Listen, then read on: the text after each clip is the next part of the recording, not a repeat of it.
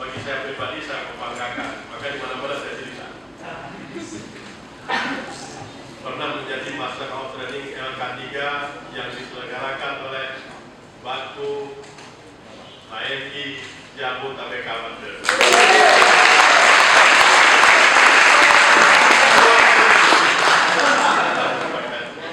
Tapi kalau maju sebagai ketua, alhamdulillah saya pernah maju ketua komisariat HMI kalah. Begitu saya selesai di training LK1, alumni LK1, saya mulai membicarakan. Dalam pembicaraan saya diskusikan setiap hari, siang malam, nggak kenal waktu. Temanya hanya dua: keindonesiaan, keislaman. Ini anak umat, ini kader bangsa.